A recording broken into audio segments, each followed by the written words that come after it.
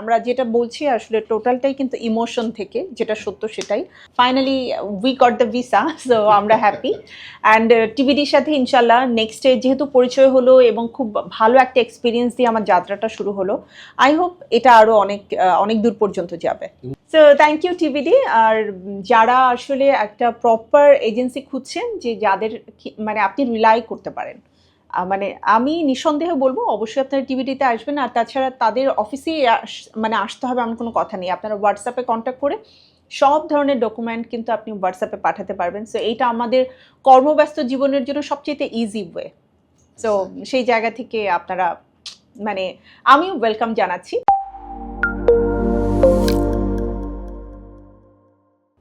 আসসালামু আলাইকুম, আমি কাজী হৃদয়, টিভিডি হলিডেজ থেকে আজকে আপনাদের সাথে। আমি বেসিক্যালি আজকে আছি শান্তা আপু, হ্যালো, এবং ইমু ভাই। হ্যাঁ, ওনাদের দুজনের কানাডার ভিসা এবং ভিসার সাকসেস এবং এই এক্সপিরিয়েন্সটা আমরা আজকে শুনবো। ইমু ভাই বলবে আগে, এটা বেটার হয় তাই না, যেহেতু ফার্স্ট এক্সপিরিয়েন্স হচ্ছে ইমু ভাইয়ের। উনি ফার্স্ট ভিসা পেয়েছে। ঠিক আছে। সেটা হচ্ছে টিভি ডে হলিডেজের সাথে আমার আসলে যে জার্নিটা খুব সুন্দর ছিল। যে শান্তা এবং আমি দুজনই আগে আসলে ট্রাই করেছিলাম কানাডার জন্য। ওই টাইমে আসলে আমরা দুজনের ভিসাই রিজেক্ট হয়েছে। কিন্তু টিভিডি হলিডেজের সাথে আসলে কাজ করতে এসে আমরা বুঝতে পেরেছি যে রিজেক্ট কী কারণে হয়েছে। আসলে প্রপার ডকুমেন্টস না দিলে যা হয়। আর এই ভিসা করার পিছনে আসলে আমাদের এখানে আসতেও হয়নি, হোয়াটসঅ্যাপেই সব কিছু আমরা সাবমিট করেছি। খুব অল্প সময়েই আমার ভিসাটা হয়, মনে হয় 22 or 23 ডেজের মধ্যে আমি 10 ইয়ার্সের ভিসা পেয়েছি। আমার ভিসাটা যখন সাকসেস হলো, তখন আমি চিন্তা করলাম যেহেতু শান্তাও আমার সাথে রিজেক্ট হয়েছিল, তাহলে শান্তার ভিসাটাও করা জরুরি।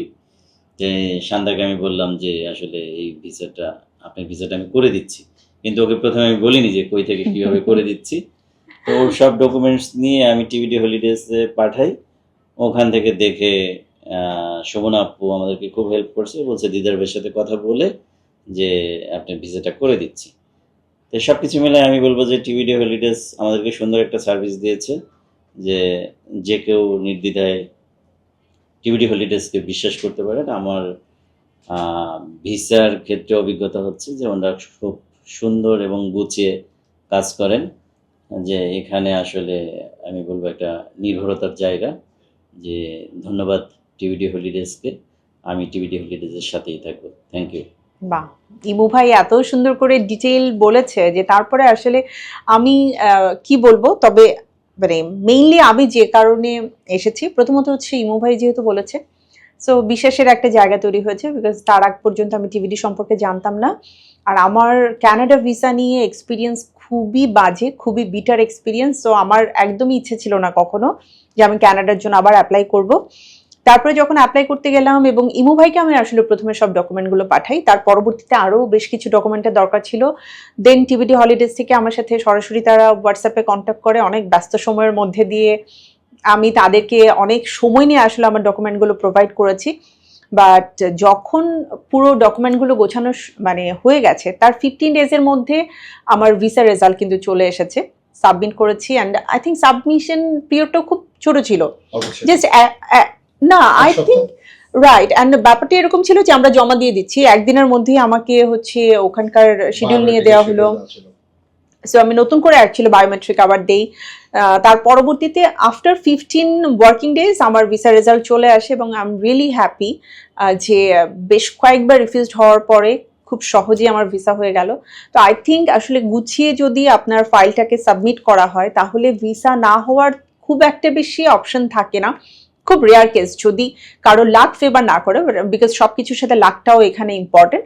বাট তারপর আমি বলবো খুব প্রফেশনাল ওয়েতে গুছিয়ে কাজ করার মধ্যে যদি কাউকে আপনারা রিলাই করতে পারেন, সেক্ষেত্রে টিভিডি হলিডেজ আপনাদের জন্য মানে বিশ্বাসযোগ্য এবং আস্থার একটা জায়গা হতে পারে।